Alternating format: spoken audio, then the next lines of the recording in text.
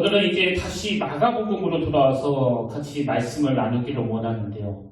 오늘 본문에 보면 예수님께서 귀신 들려 혼미한 상태에 빠져있는 어떤 사람을 고쳐주시는 그런 내용을 다루고 있습니다. 방금 읽은 본문 마가복음 5장 1절 2절을 보십시오. 예수께서 바다 건너편 거라사인의 지방에 이르러 배에서 나오시매 곧 더러운 귀신 들린 사람이 무덤 사이에서 나와 예수를 만나니라. 여러분, 지금 본문에서 예수님이 이렇게 귀신을 쫓아주시고 또 그 귀신 들린 사람을 회복시켜주시는 이 사건은요, 맨 앞에 마가복음 1장에서 선포하셨던 이 예수님의 선포, 마가복음 1장 15절, 이르시되 때가 찼고 하나님의 나라가 가까이 왔으니 회개하고 복음을 믿으라 하시더라. 바로 이 말씀을 구현한 말씀이라고 의미 부여를 할 수 있습니다. 이 마가복음 1장 15절에서 때가 찼고 하나님의 나라가 가까이 왔으니 할 때 이 때가 찼고 이 부분을 그 총신대 신현우 교수님의 쓴 책에 보니까 이렇게 설명하고 있었는데요. 여기 나오는 때가 찼고는 한 시대가 막을 내리고 이렇게 의미를 부여할 수 있다. 그러니까 이 마가복음 1장 15절에 나오는 때가 찼고 하나님의 나라가 가까이 왔으니 이 말씀은 이 사탄이 왕노릇하던 시대는 끝이 났고 이제는 하나님께서 다스리시는 시대가 가까이 와 있다. 이런 의미로 주님께서 선포하신 내용이라는 겁니다. 그래서 여러분, 오늘 본문에서 예수님이 귀신 들린 자를 고쳐주시는 이 사건은요, 바로 이 마가복음 1장 15절 말씀을 구현한 사건이라고 할 수 있는데, 이게 어떤 의미를 가지냐면은 오늘 이 본문 말씀은 귀신 들린 그 사람을 다스리는 주체가 바뀌어지는 사건, 이런 의미로 해석할 수 있다는 겁니다. 저는 이런 차원에서 본문 말씀을 묵상하다가 그 괴테가 한 문장 하나가 머리에 떠올라졌는데요. 우리의 운명은 겨울철 과일나무와 같다. 그 나뭇가지에 다시 푸른 잎이 나고 꽃이 필 것 같지 않아도 우리는 그것을 꿈꾸고 그렇게 될 것을 잘 알고 있다. 지금 이 괴테가 하는 말의 핵심은 이 겨울철 과일나무, 아시잖아요? 완전히 동토, 모든 잎사귀가 다 떨어지고 절대로 열매를 맺을 수 없는 그런 동토의 땅에서 이 겨울나무가 살아가지만, 그런 상황에서 이 겨울나무가 꿈꾸는 게 뭐라고 그랬습니까? 우리는 다시 푸른 잎이 나고 다시 꽃이 필 그날을 꿈꾸고 또 반드시 그렇게 될 것을 믿으면서 그 겨울을 버티는 상태. 그래서 저는 이 괴테의 말을 곱씹으면서 이게 바로 이 땅을 살아가는 예수 믿는 우리들의 모습이다, 그런 생각을 했는데요. 근데 여기에서 반해가지고 오늘 본문에 나오는 이 귀신 들린 사람, 이 광인의 모습은 상징적으로 예수 믿기 이전의 상태에 놓여있는 사람들, 아직 예수님을 믿지 않는 세상 사람들의 모습을 보여주고 있더라는 거예요. 2절을 한번 보시겠습니까?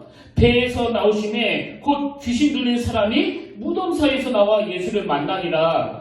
여기 나오는 귀신 들린 사람은 한마디로 말해서 지금 더러운 귀신에 의해 통제당하고 있는 상태예요. 그것도 구절을 보니까 이에 물으시되 내 이름이 무엇이냐 이러되 내 이름은 군대니 우리가 많으니이다 하고, 이건 지금 귀신들의 이야기거든요. 그러니까 지금 이 귀신 들린 사람은 이 다수의 악령에게 완전히 사로잡힌 상태, 완전히 통제불능의 상태예요. 제가 이렇게 말씀을 묵상하다 보니까 그 조주빈이라는 청년이 불쑥 떠올라졌는데요. 여러분 다 기억하시죠? 세상에 그 25밖에 안 되는 그 청년이 그 박사방이라는 단체의 채팅방을 만들어가지고 미성년자들에게 해서는 도저히 안 되는 그런 짓을 저지르다가 구속이 됐는데, 그 사람이 한 짓에 대해서 일일이 설명할 필요 없습니다. 왜? 2심 재판에서 징역 42년이나 받았습니다. 근데 그 청년이 구속되는 했던 말들 다 기억하시죠? 뭐라고 이야기했습니까? 멈출 수 없었던 악마의 삶을 멈춰줘서 정말 감사합니다. 지금 자기가 구속되는 그 현장에서 어떤 의미를 부여하는 거예요? 내 힘으로는, 내 의지로는 도저히 멈출 수 없었는데 이제 내가 붙잡혀서 강제로 멈춰지게 되니까 이게 오히려 감사한 일이 됐다는 거예요. 제가 이 본문에 나오는 이 귀신 들린 사람이 바로 이 통제불능의 상태라고 말씀드리지 않았습니까? 그런데 이 조주빈이라는 청년이 바로 그런 상태였기 때문에 제가 이 본문을 묵상하다가 자꾸 그 청년 생각이 나는 겁니다. 그런가 하면 또 이 설교를 준비하다가 떠오른 인물이 그 아인슈타인. 천재과학자 아인슈타인도 본문과 좀 연관이 있다. 그런 생각을 제가 해봤는데요. 제가 어느 글에서 이 아인슈타인과 관련된 글을 읽었는데 엄청 충격적이었던 게 세상에 그런 천재과학자 아인슈타인이 해서는 안 되는 짓을 저질렀더라고요. 그것도 자기 사촌 누나하고 그 불륜에 빠졌다는 내용이에요.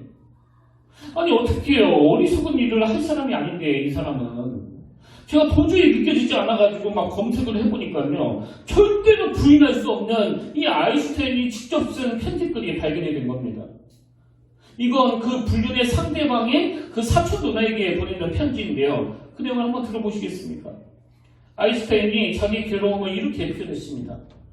우리 두 사람은 불쌍한 악마들이야. 누나에게 내가 얼마나 미안한지, 내가 얼마나 당신에게 무언가가 되어주고 싶었는지 알지 못할 거야. 하지만 우리가 서로에 대한 애정에 굴복하면 혼란과 불행만 불러올 뿐이야. IQ 160의 천재 과학자답게 이러면 안 된다는 걸, 이게 옳은 일이 아니라는 걸 너무나 정확하게 알고 있는 거 아닙니까? 그래서 괴로운 거 아닙니까? 근데 불안한 게 뭐냐면은 그렇게 다 알면서도 결국 이 아인슈타인은 자기 아내를 버리고 그 사촌 누나와 재혼을 했다는 거예요. 이거 믿어지십니까? 여러분, 그 조주빈이라는 청년하고 이 천재과학자 아인슈타인의 공통점이 뭐예요? 그렇게 똑똑한 아인슈타인이지만 자기 삶을 통제할 수 없다는 거. 이게 본문에 나오는 이 광인하고 비슷한 거 아닙니까? 똑똑하고 잘나고 뭐 이런 거 아무 소용 없습니다. 지금 이 세상이 돌아가는 것을 보면은요, 딱 한마디로 말해서 완전 군대 귀신이 들린 상태예요. 제가 작년에 그 미국의 뉴욕주에서 그 대마초를 합법화했다는 기사를 봤는데요. 사실 여러분, 기독교 국가라고 하는 그 미국이 이게 제정신입니까? 아니 그럼 지금까지 대마초 때문에 감옥에 간 사람들은 누가 어떻게 보상을 해줄 거냐고요. 더 경악스러운 건 이 대마초를 합법한 게 이 뉴욕주가 처음이 아니라는 거예요. 뉴욕주는 15번째로 대마초 합법화. 그러니까 벌써 이전에 이 대마초를 합법한 주가 14개 주나 있었다는 거 아닙니까? 그래서 이제 뉴욕주에서는요, 뭐 대마초 구매는 물론이고 집에서 대마초를 재배하는 이제는 합법화가 됐다는 거 아닙니까? 이런 내용을 전하는 기사 말미에 왜 대마초를 합법화시켰는지에 대한 그 부연 설명이 하나 있었는데요. 이렇게 설명하더라고요.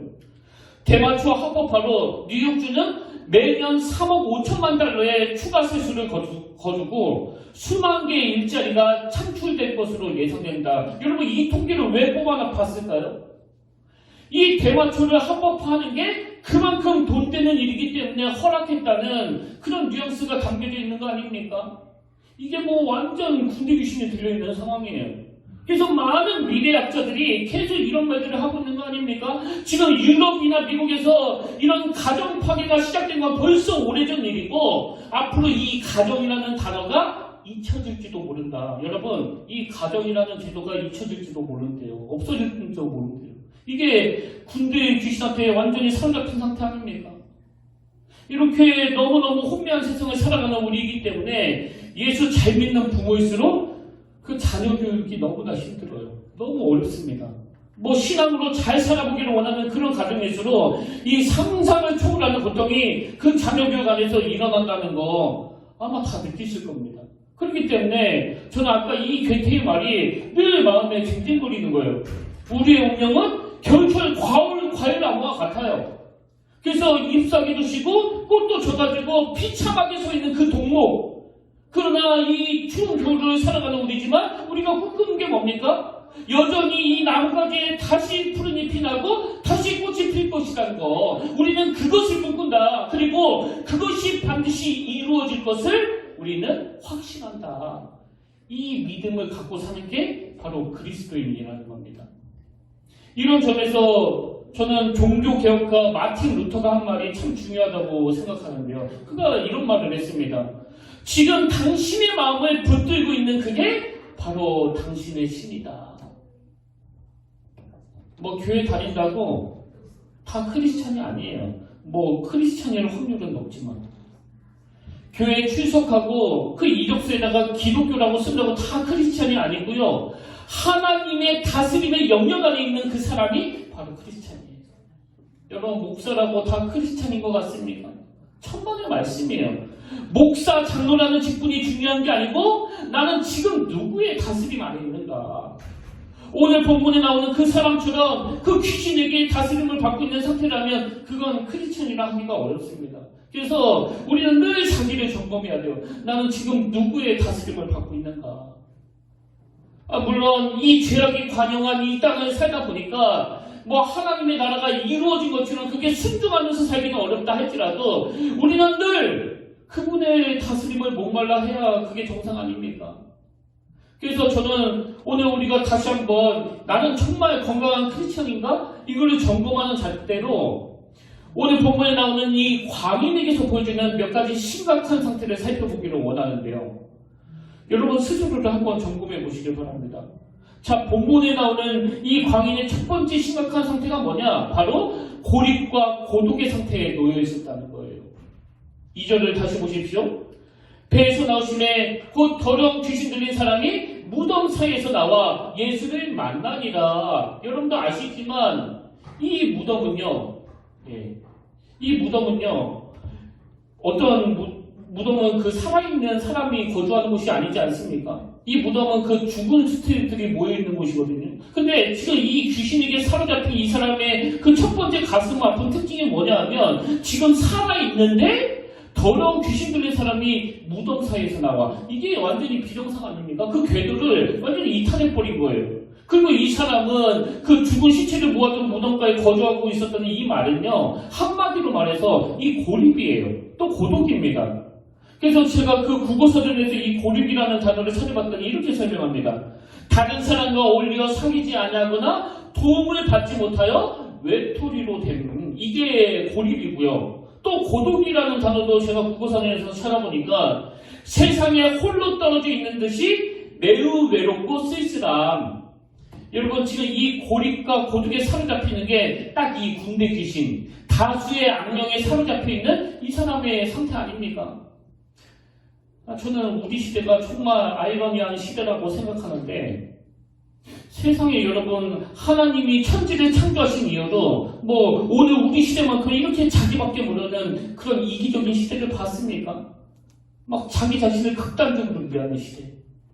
그래서 조금만 손해를 보면 막 견딜 수도 없는 그런 분노로 들끓는 게 바로 우리 시대 사람들인데요. 진짜 모순된 게 뭐냐니까 이렇게 자기를 위하는 시대인데도 불구하고 오늘 우리 시대가 이 고독의 문제를, 이 고립의 문제를 벗어날 수가 없다는 거 아닙니까? 저 고등학교 1학년 때로 기억하는데요. 그때는 이렇게 핸드폰이 막 대중화가 되기 이전이에요. 하루는 친구 하나가 저에게 그 여자 펜팔 친구를 소개해 준 겁니다. 그래서 막 밤이 새도록 편지를 썼다가 주고 막 이만큼 그 3D가 나올 정도로 정성껏 편지를 써가지고 그 우표를 붙여서 보내면은요. 상대방이 그 편지를 읽고 답장이 올 때까지 최소한 일주일이에요, 최소한. 그래서 그때는 일주일 내내 그 기다리는 설레임이 있었잖아요. 이 편지를 지금 받았을까? 읽었을까? 답을 줄까? 그게 일주일 내내 불편하고 설레이는 시간을 보냈는데 여러분 지금은요 그냥 카톡 1초는 가요. 그리고 10초만 있으면 답이 옵니다. 왜? 그 SNS, 카톡, 텔레그램 이런 걸로 전 세계 사람들하고도 소통이 되는 이런 놀라운 시대로 우리가 살고 있는데 정말 아이러니한 건 오늘 우리 시대만큼 그렇게 외로움이 많고 그렇게 고독이 많은 시대가 없었다는 거 아닙니까? 제가 이 부분을 묵상하다가 그 예전에 봤던 드라마의 한 장면이 떠올랐는데요. 이 주인공이 그 변호사 남편인데 이제 인근의 식당 주인하고 그 바람을 피다가 부인한테 들킨 거예요. 그래가지고 그 부인이 막 너무나 그 분노해가지고 이 남편을 이렇게 막 추궁을 합니다. 아니 당신 같은 사람이 뭐가 모자라가지고 또 그 아줌마 어디가 좋아가지고 바람을 폈느냐고 그렇게 막 추궁을 하니까요. 이 변호사 남편이 참 어이없는 대답을 해요. 밥 때문에. 제가 그때 그 장면을 보면서 아니 무슨 밥 때문에 바람을 피느냐고 그런 생각을 했었는데요. 나중에 어느 전문가가 이 장면을 가지고 쓴 글을 보니까 이 남편이 변호사로서 너무나 외롭고 힘든 일을 하는데 아내가 밥을 안 차려줘서 바람을 폈다는 것은 상징적으로 그 아내가 자기의 마음을 어루만져 주지 않았다는 그런 의미를 담고 있다. 이게 참 의미가 있더라고요. 그런가 하면 저는 최근에 읽은 기사 제목 중에 제일 슬픈 머리 기사를 봤습니다. 제목이 이래요. 급증하는 청년 고독사. 아니, 고독사 하면 우리 이미지에 그 연세 많으신 어르신이 혼자 사시다가 그렇게 겪는 일이라고 인식을 하고 있는데 깜짝 놀란 건요. 지금 이 청년들의 고독사가 우리 노년층의 고독사를 따라잡고 있다고 하더라고요. 정말 이게 군대 귀신 들린 그런 시대 아닙니까? 그리고 이건 우리나라만의 문제가 아닌 게요. 뭐 아시지만 일본은 그 은둔형 외톨이. 그래서 청년들이 집 밖에 나가지 않고 자기 방에서 모든 일을 해결한다는 거예요. 이 은둔형 외톨이 문제는 뭐 오래전부터 심각한 사회적 문제가 됐고요. 뭐 전에도 말씀을 드렸지만 오죽하면 유럽의 영국에서는 그 외로움 담당 장관이 생겼겠습니까? 이게 놀라운 거 아닙니까? 밀스타포 폴리니스, 외로움을 담당하는 장관. 그래서 제가 뭘 느끼느냐? 이 미국이나 유럽처럼 하나님의 다스림을 거부하고 제멋대로 사는 사람들에게 가장 먼저 나타나는 게 그 외로움과 고독의 문제라는 거예요. 근데 여러분, 이 외로움은 뭐 예수 안 믿는 사람들만 느끼는 겁니까? 우리도 이 외로움을 느끼잖아요. 하나님이 우리를 뭐 아무 감정도 없는 그 로봇처럼 AI로 만드신 게 아니기 때문에 우리도 외로움을 느낍니다. 그래서 시편 102편 6절 7절에도 보니까 나는 광야의 올빼미 같고 황폐한 곳에 부엉이 같이 되었사오니 그 다음 보세요. 내가 밤을 새우니 지붕 위에 외로운 참새 같은 이다. 뭐 이 성격의 문학적인 표현이 너무나 멋지지 않습니까? 뭐 아무리 예수 잘 믿어도 지붕 위에 외로운 참새 같은 게 바로 우리 인간이에요. 그렇다면 이 부분에 있어서 이 외로움의 문제에 있어서 예수 믿는 우리는 세상 사람들과 어떤 차이가 있느냐? 우리는 이 외로움에 어떤 의미를 부여하느냐? 이런 지붕 위에 외로운 참새 같은 그 존재가 바로 1절 2절에서 이렇게 고백합니다. 여호와여, 이게 없네요. 없네요. 여호와여, 내 기도를 들으시고 나의 부르짖음을 주께 상달하게 하소서. 나의 괴로운 날에 주의 얼굴을 내게서 숨기지 마소서. 주의 길을 내게 기울이사 내가 부르짖은 날에 속히 내게 응답하소서. 여러분, 비록 지붕에 외로운 참새 같은 고독한 인생이지만 여러분 인생을 한번 답해보세요. 여러분은 지금 지붕에 외로운 참새같이 그 고독만 있는 인생입니까? 아니면 그 앞에 1절 2절도 함께 있는 인생입니까? 외로울 때 주님께 부르짖을 수 있는, 주님께 더 가까이 나갈 수 있는 이 주님과 교제하는 도구로 이 외로움을 사용할 줄 아는 인생, 그게 성숙한 인생 아닙니까? 시편 25편 16절 17절에도 마찬가지예요. 주여 나는 외롭고 괴로우니, 주여 나는 외롭고 괴로우니 내게 돌이키사 나에게 은혜를 베푸소서. 내 마음에 근심이 많사오니 나를 고난에서 끌어내소서. 여러분, 군대 귀신의 통치를 받는 인생이 아니라 하나님의 다스림을 받는 인생은요, 이 외로움을 어떻게 승화시킵니까? 여러분 혹시 이거 아십니까? 제가 말씀을 준비하면서 어떤 충만한 영감을 받아가지고 이 설교를 쓰는 대부분이, 아니 거의 100%가 그 새벽에 일어난다는 거 아십니까? 제가 저기 목양실에서 혹은 그 집에서 새벽 1-2시, 늦으면 3-4시까지 설교를 쓸 때 사실 뭐 얼마나 외로운지 아십니까? 아무도 없는 교회에서 그 적막감이 맴도는 그 방 안에서 홀로 그 말씀을 준비하는 그 시간이 저에게는 너무나 외로운 시간이에요. 그리고 말씀을 풀어내는 그 작업이 뭐 저를 얼마나 고독하게 만드는지 모릅니다. 근데 여러분, 우리 주님은, 나를 다스리는 우리 주님은 저의 이 고독과 외로움을 창조적인 고독으로 바꿔주심으로 말미암아 이 설교를 윤택하게 하는 그 모든 것들은 다 새벽에 일어나는 거예요. 그리고 이 자발적인 외로움의 자리, 이 자발적인 고독의 자리로 나가는 이게 지금 저를 숨쉬게 하고 있다는 걸 여러분 아십니까? 이게 하나님의 다스림을 받는 사람과 세상 사람들과의 차이가 나는 거예요. 이건 무덤가에서 겪는 그런 외로움하고 차원이 다른 외로움이에요. 저는 오늘 여러분이 겪고 있는 그 외로움을 주님과 교제하는 도구로 사용하시길 바랍니다. 그리고 하면 두 번째로 이 광인의 심각한 상태가 뭐냐? 그는 지금 울분과 분노의 상태에 있다는 것. 자, 4절과 5절입니다. 이는 여러분 고랑과 쇠사슬에 메었어도 쇠사슬이 끊고 고랑을 깨뜨렸음이로라. 그리하여 아무도 그를 제어할 힘이 없는지라. 밤낮 무덤 사이에서나 산에서나 늘 소리 지르며 돌로 자기의 몸을 흡치고 있었더라. 저는요, 이 부분을 묵상하다가 그 서울대 보건대학원 연구팀에서 발표했던 2021년도 한국사회 울분조사 결과, 이게 바로 작년 아닙니까?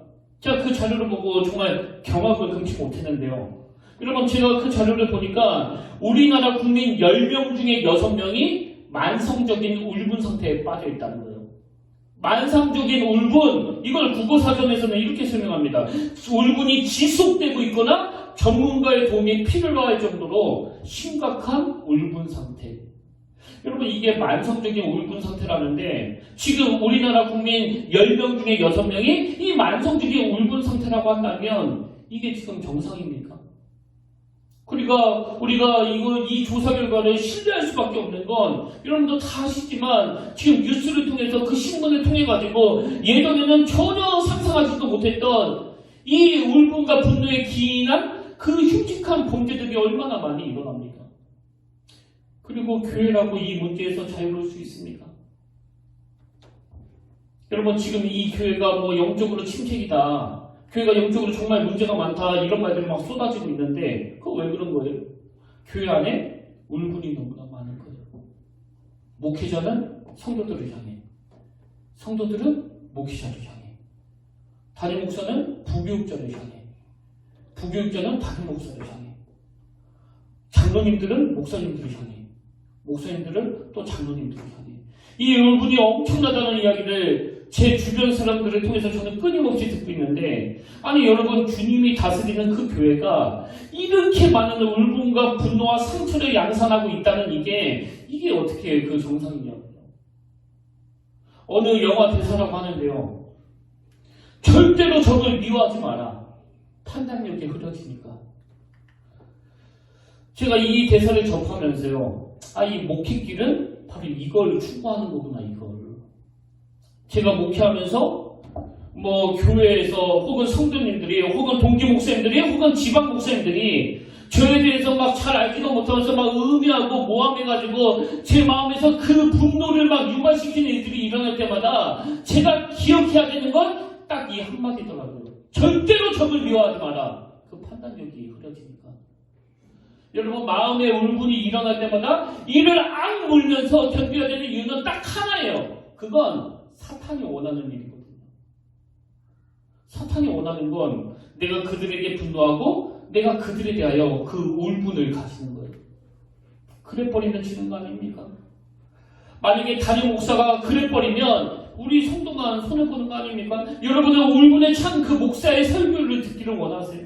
그래서 제가 날마다 부르주는 게 이거예요. 내가 날마다 하나님 앞에 투쟁하는 게 이겁니다. 근데 내가 그들을 용서해달라는 기도보다는 그저 저를 불쌍히 여겨달라고, 제가 거기에 놀아나지 않게 해달라고. 왜? 절대로 적을 미워하지 마라. 판단력이 흐려지니까. 목회하면서 그 판단력이 흐려져 버리면 그 끝장나는 거 아닙니까? 그렇기 때문에 저와 여러분 모두가 다 울분이 일어날 때마다 오늘 보면 19절을 읽으셔야 된다고 생각합니다. 허락하지 아니하시고 그에게 이르시되 집으로 돌아가 주께서 내게 어떻게 큰 일을 행하사, 그 다음 보세요, 너를 불쌍히 여기신 것을 내 가족에게 알리라. 선교가요, 뭐 아프리카에 가서도 중동에 가서도 동남아에 가서도 가능하지만 내 집안에서도 가능한 게 바로 선교예요. 어떤 십자가로 내가 하나님의 긍휼을 입었던가.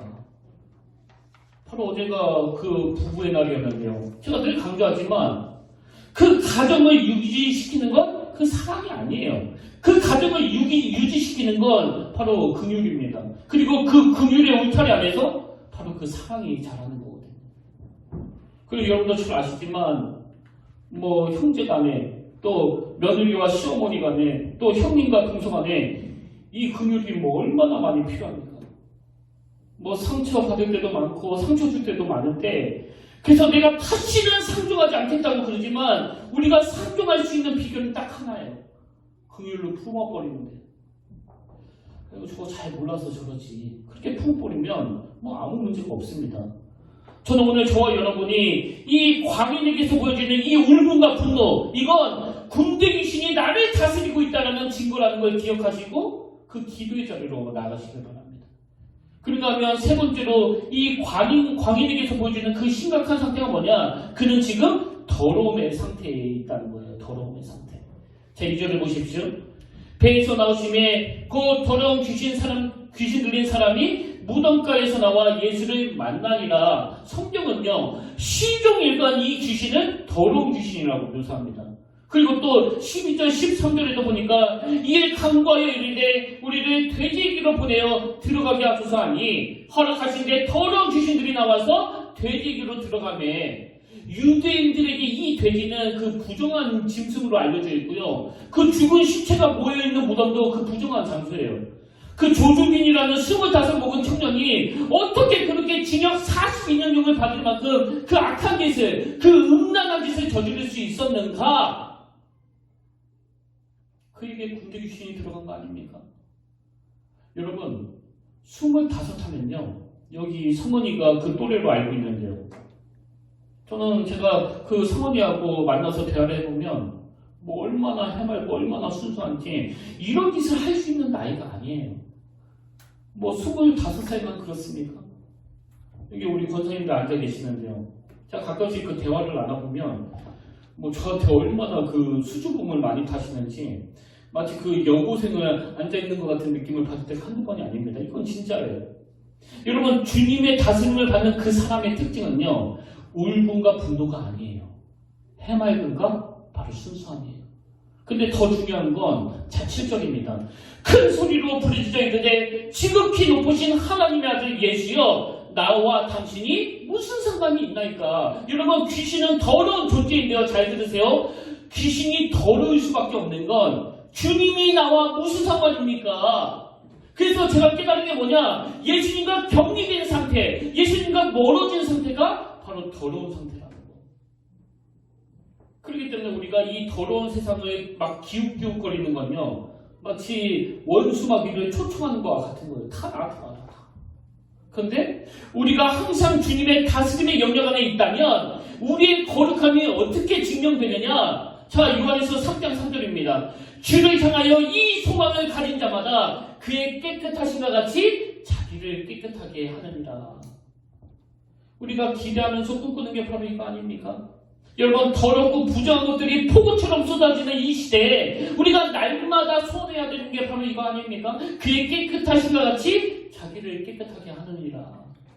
그런가 하면 우리 집사님들 잘 들으세요. 디모데전서 3장 8절 9절. 이와 같이 집사들도 정중하고 일구이연하지 아니하고 술에 임박히지 아니하고 더러운 일을 탐하지 아니하고 그 다음에 깨끗한 양심에 믿음의 비밀을 가진 자라야 할지니.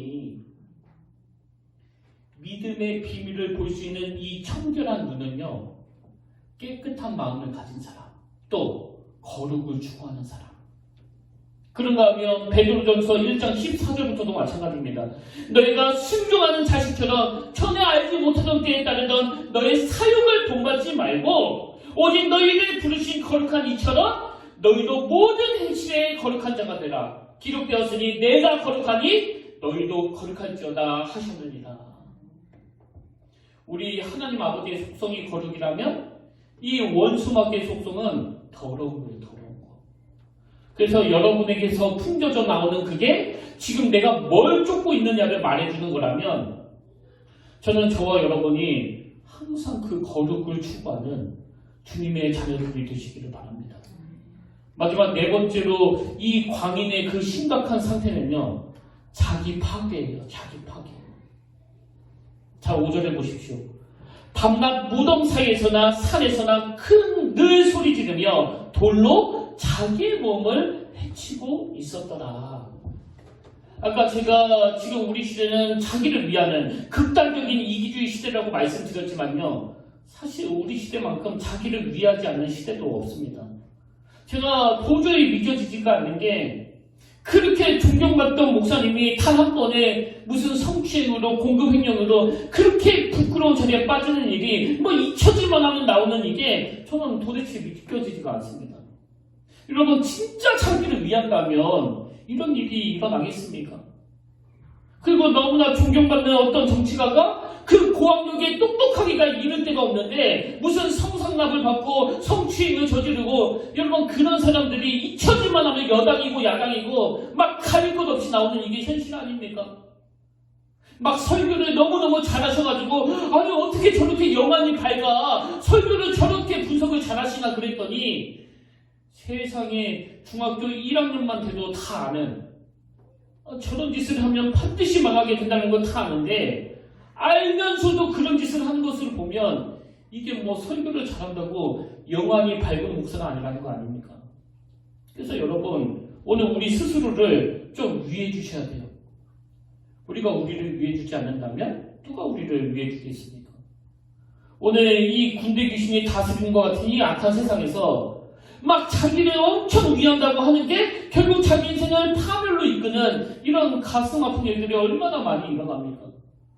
이렇게 다수의 악령이 미쳐 날뛰는 이런 시대다 보니까 뭐 하도 놀래킬 일들이 많다 보니까 종종 저를 아끼는 분들이 저에게 그런 이야기를 하세요. 목사님은 변하지 마세요. 목사님마저 놀래키시면 안 됩니다. 근데 여러분 지금까지 저를 지탱한 힘은요 뭐 제가 가진 도덕, 제가 가진 그 윤리 이런 것도 뭐 영향은 미쳤겠지만 결정적으로 저를 지탱한 힘은 제 의지가 아니에요. 그건 제가 주의 그늘 아래에 있었기 때문이에요. 그렇기 때문에 여러분들이 진짜 저를 위해 기도해 주셔야 돼요. 김우수 목사가 막 교만해져가지고 하나님의 영역을 벗어나지 않도록 그리고 더 겸손하게 더 철저하게 하나님의 다스림에 순종하는 그런 종이 되게 해 주시기를 원합니다. 그런 다스림이 있을 때는 여러분 절대로 타락할 수 없습니다. 이 네 가지를 항상 기억하십시오. 그리고 이걸 영적인 점검잣대로 여러분들이 다 사용하시면 좋겠습니다. 첫 번째가 뭐라고 그랬죠? 하나님, 이 고립과 고독의 상태를 주님과 동행하며 교제하는 도구로 사용하기를 원합니다. 둘째가 뭐라고 그랬죠? 이 울분과 분노가 많은 이 세상에 사는 저희들이 먼저 주님의 긍휼하심을 많이 누리기를 원합니다. 그리고 그 긍휼을 가까운 이웃들과 주변 사람들에게 흘러보내기를 원합니다. 셋째가 뭐라고 그랬죠? 하나님, 이 더러운 귀신이 발악하는 이 시대에 거룩과 순결을 추구하는 주님의 자녀가 되기를 원합니다. 마지막 네 번째는 자기 학대와 자기 파괴가 많은 이 세상에서 하나님 어떤 경우라도 주님의 은혜로 날마다 성장과 성숙을 이루어가기를 원합니다. 저는 저의 은퇴할 때까지의 그 기도 제목이 이거예요. 하나님, 이 부족한 종이 이렇게 귀한 성도님들 놀래키는 짓 하지 않게 해주시기를 원합니다. 이게 저의 평생의 기도 제목이에요. 그리고 이것이 우리 모두의 꿈이 된다고 할 때 그 일은 우리의 선한 행위로 이루어지는 것이 아니라 오늘 본문 19절 말씀 그에게 이르시되 집으로 돌아가 주께서 내게 어떻게 큰 일을 행하사 너를 불쌍히 여기신 것을 너희 가족에게 알리라. 여러분 여기에는 두 가지 의미가 내포되어 있는 거예요. 하나는 뭐냐? 나의 나된 거, 내가 오늘 이렇게 사람 무시하면서 사는 건 전적으로 불쌍히 여기신 하나님의 은혜라는 거. 그래서 교만한 거? 그거 정신 나간 거예요. 만약에 주님이 저를 불쌍히 여기지 않으셨다면 여러분 저는 정말 이 자리에 설 수 없습니다. 뭐 목회를 하든 가정을 이끌든 이 불쌍히 여겨주시는 그 긍휼. 그런가 하면 이 구절에 내포되어 있는 두 번째 의미는 그 긍휼을 내 주변 사람들에게 알리고 나도 그들을 긍휼히 여기라는 거예요. 그래서 저는 오늘 말씀을 이렇게 결론 맺기를 원하는데요. 어젯밤에 여러분들 다 아시는 그 찬양 나를 지으신 이가 하나님 나를 부르신 이가 하나님 나를 보내신 이도 하나님 나의 나 된 것은 다 하나님을 이 찬양이 떠올라져서 마음이 막 너무너무 뜨거워졌는데요. 여러분 엿새 동안에 그 음란의 영 악하고 더러운 것들이 막 폭포수처럼 쏟아지는 시대를 우리가 살아가면서 때로는 우리 옷에 흙탕물이 튈 수밖에 없고 또 거기에 많은 죄책감을 갖고 살아간다 할지라도 우리 하나님을 표현하는 그 대명사 중에 하나가 바로 그거 아닙니까? 과거를 묻지 아니하시는 하나님. 과거를 묻지 아니하시는 그 하나님 앞으로 나오기만 하면 여러분 이 예배는요 바로 영적으로 세탁하는 시간이에요. 더럽혀진 우리의 의복을 깨끗하게 그 십자가 보여요. 그래서 어떤 경우라도 자기를 더럽다고 생각하시면 안 됩니다. 아버지 어떤 경우라도 나는 주님의 다스림을 받는 거룩하고 순결한 주님의 깨끗한 자녀가인 줄로 믿습니다. 여러분 이 소망을 가지고 우리 함께 이 찬양 불러보기를 원하는데요. 오늘 말씀을 쭉 정리해 보셨으면 좋겠습니다. 그리고 가사를 생각하시면서 또 불쌍히 여겨주시는 그 은혜에 감사하면서 하나님 앞으로 나아가는 시간이 되기를 바랍니다.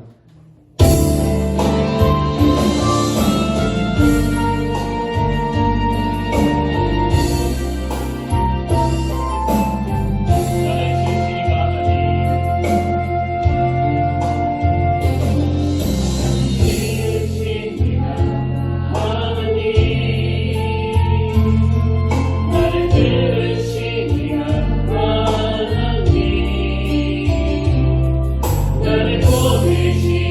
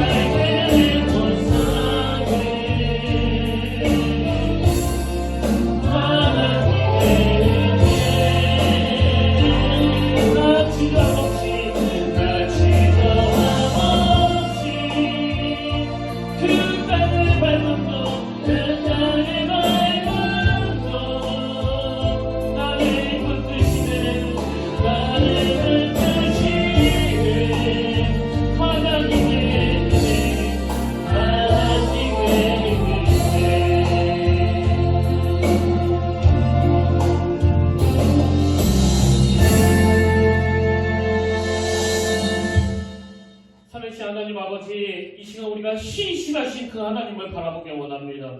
그리고 이 악한 세상에서 주님의 그 다스림 안에 우리가 거하기를 원합니다. 하나님, 저희를 항상 그 걸음으로 인도하시고 외로움이 있을 때마다 살아계신 그 하나님의 은혜가 우리가 너무나 필요한 인생임을 잘각하게 하시며 영적으로 구별된 주님의 자녀들이 되게 하여 주시옵소서. 그런가 하면 하나님 아버지, 이 교회는 주님이 다스리시는 공동체이기를 원합니다.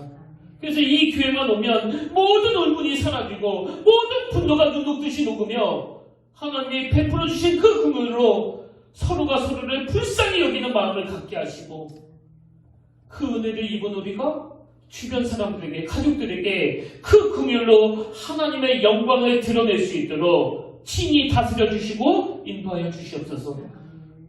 그래서 동토와 같은 이 땅에서 하나님 나라를 꿈꾸는, 하나님의 다스림을 사모하는 저희들이 되게 하여 주시옵소서. 그 은혜 자리로 인도하여 주실 줄 믿사오며 거룩하신 예수님의 이름으로 간절히 기도드립니다. 아멘. 이제 우리 다 자리에서 일어나셔서 파송찬양으로 모든 이름 위에 뛰어난 힘을 이 찬양 함께 부르길 원하는데요. 여러분, 지금 우리가 이 폭우처럼 쏟아지는 이 악하고 음란한 영들, 그 반란군들이 점령하고 있는 것 같은 이 세상에서 잠시 발을 딛고 살아가지만 우리는요, 이 땅에 소속된 사람들이 아니에요. 그 광화문 옆에 있는 그 미국 대사관을 보세요. 그게 대한민국 안에 있다고 뭐 다 대한민국 땅입니까?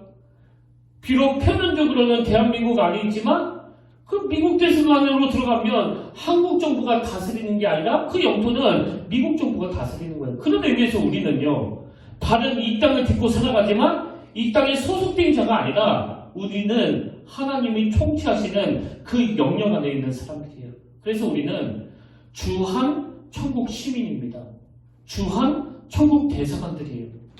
그래서 여러분, 이 찬양 부르실 동안에 하나님, 너무나 음란하고 악한 영들이 떼거지로 몰려다니면서 우리를 혼란하게 하는 이 시대지만 저는 주님의 다스림을 받는 주님의 자녀입니다. 그렇게 마음으로 선포하시면서 기쁨으로 또 감격으로 이 찬양 함께 축복하기 원합니다.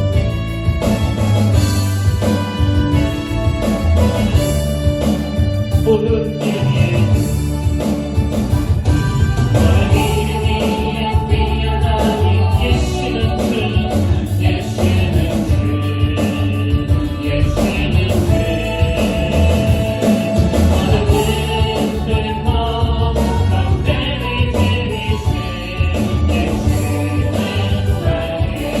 예수는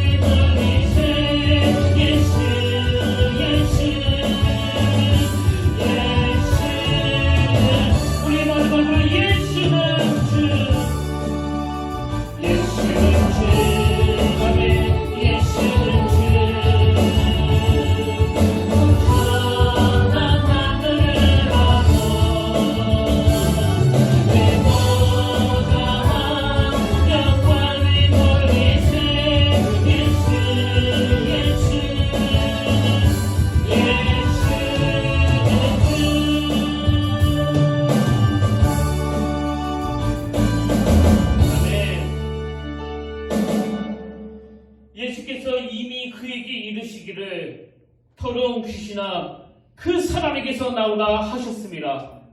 그에게 이르시되 집으로 돌아가 주께서 너에게 어떻게 큰 일을 행하사 너를 어떻게 불쌍히 여기신 것을 너희 가족에게 알리라.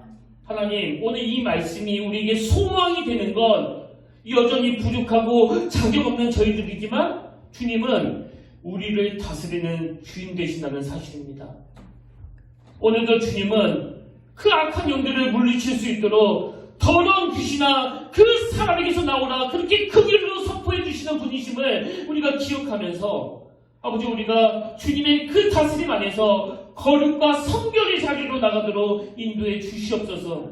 그런가 하면 그 악하고 더러운 영이 설치는 이 세상에 뛰어드는 것이 아버지 너무나 두렵고 또 넘어질까 염려가 생기고 또 그 죄악의 흙탕물을 또 이 흰옷을 더럽혀질까봐 걱정이 되는 마음이지만 아버지 어떤 경우라도 하나님의 손을 붙잡게 하시고 그 하나님께서 또 불러 다시 세탁해 주실 그 거룩한 예배를 우리가 꿈꾸면서 자신감 있게 이번 한 주간에 뚜벅뚜벅 걸어나가는 그래서 승리하는 아름다운 한 주간이 되도록 인도하여 주시옵소서. 예배 드릴 때뿐만이 아니라 내 모든 삶 가운데 주님이 친히 다스려 주신다는 사실에 늘 감격하며 그리고 감사하며 그런 은혜를 기쁨으로 누리는 아름다운 한 주간이 되도록 인도하여 주시옵소서. 이제는 우리 주 예수 그리스도의 은혜와 하나님 아버지의 다함없는 사랑과 성령님의 감동 감화 위로 교통 충만하심의 역사가 다스리시는 주님 손 꽉 잡고 아름답고 멋진 인생길에 나아가기로 다짐하며 예비하는 모든 주의 자녀들 머리 위에 지금부터 영원토록 함께 하시기를 간절히 축원하옵나이다.